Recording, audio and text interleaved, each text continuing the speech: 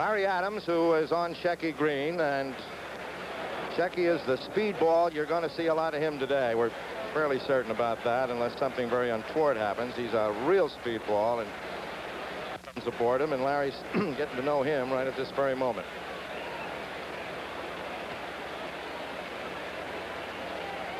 They come past the stands now on their way to the starting gate, which is, of course, up at the quarter pole.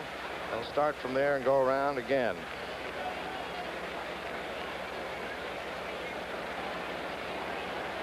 Just a perfect setting today. Perfect weather, good track, great crowd, enthusiastic, curious, with enough difference of opinion to make it interesting. The Mutual still show. Secretariat is the #1 favorite with his entry mate Angolite, and Sham the second favorite.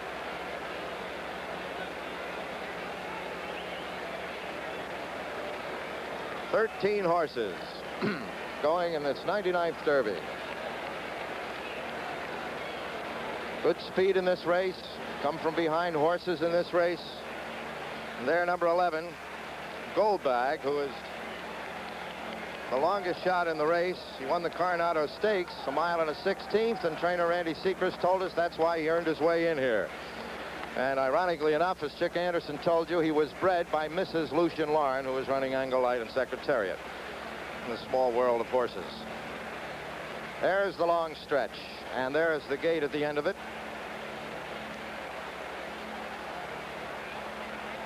It's the first time a lot of these horses will be running with people on the inside of them. As you see, the infield packed up against the rail there from the quarter pole almost down to the finish line.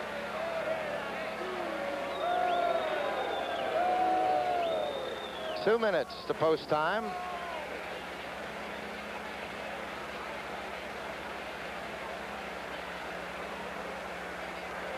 Secretariat.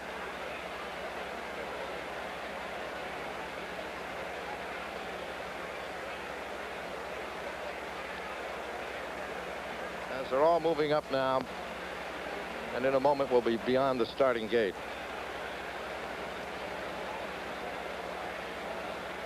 This Derby, who at one time looked as if it might have a very small field and then abruptly looked like it might have a tremendously large field, has come down to a very moderate and well-managed field of 13. Frank Wright now can tell us how these horses are warming up. He's over on the back stretch. Let's go to him for a report. Yes, we're now on the backside here watching one of the most important factors of a trainer's situation, the warm-up. A Secretariat, fabulous-looking chestnut horse just warming up by me. So is Shecky Green. So is the other half of the entry, My Gallant, and also number 3, Restless Jet.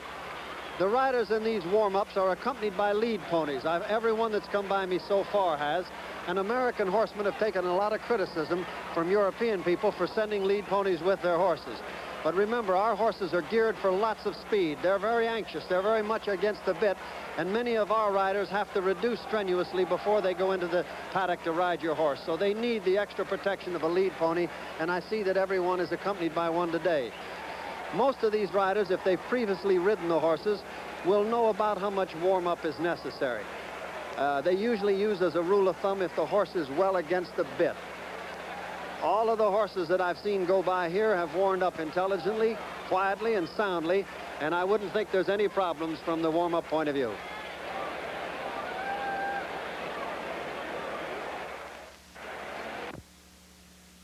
CBS Sports Prediction. The consensus: Secretariat first, Sham second, and our native third. Haywood Hale Broun is at the starting gate. Let's go there. They're coming toward the gate now, and the first thing I remind you of is that the numbers on their saddle cloths are not the numbers of the stalls into which they'll go. Those were drawn a couple of days ago, so they're going to go into very different places. This is the moment when starter Jim Thompson looks at his little book about which horses are practice in the gate, which like to go in alone, which like 1 or 2 assistant starters to take them. He notes that Secretariat likes to back up in the gate, which is a kind of a nuisance, but what can be done about that? First into the gate now you'll see is Restless Jet, who is number 1, or number 3, but going into stall number 1, and then very quietly Angolite goes in. The rest are a little bit further back. The lead ponies go off to one side. The assistant starters come out very quietly. Nobody wants to frighten a horse of this value. Hardtack is going in. He's been in this gate many times and come out of it victoriously very often. And now goes in Navajo, who may be a little late leaving the gate, and right after him, that's Sham going in now, and then right after, yes, he's got the right colors for that, and here comes Navajo after him. And now checking, I see that the next one in is Twice a Prince, Johnny Campo's horse, a trainer that we respect perhaps more than the horse. Royal and no, Our Native is going in. Our Native is going in. He's won more races than any other horse in this race. He has that distinction, 11 victories. And now Royal and Regal is being led to the gate. And rearing up now. Rearing up and throwing the rider is Our Native. I can't too well see from here, but he has reared back and thrown his rider, Don Brumfield. And they are now trying to get him back down. Now, who has the, yes, Twice a Prince is upset and raging in the gates. You can perhaps, if you're looking here, see the red and white. He's up on top of the gate. They're holding the other horses back, and they're trying to get, you can see perhaps the rider of Royal and Regal, Walter Blum, is up holding on, standing on top of the gate. His horse is back down, but the other horse, Our Native, is still up there. Now he's back down. Now they have let Royal and Regal out the front of the gate. There is real panic on the part of poor Our Native. Now they're leading him out of this. He is in back. He wears number 7. Around number 8 is Our Native. No, wait. Number 8 is Our Native. The terrible trouble I have here is that Royal and Regal have saddle numbers very close to their real numbers. But checking my hysteria here for a moment, I see that being led around the front here is Our Native, number 8, who will be in stall number 7. And Twice a Prince is in back of the gate. Neither has a rider. I can't see my monitor from here, but I see that now Angel Santiago is back up on Twice a Prince. They're apparently none the worse for their experience, and he's being led around to calm him down. And now I see that being led around is Navajo. This is as fractious a derby as I've seen in a long time. I was just saying to you, with that bad luck that sports people have, that this was a very calm loading of the gate when all this explosion took place. Now Don Brumfield is back up on Our Native. All the riders are back, and we will start again, I guess, with Twice a Prince now going into stall number 6.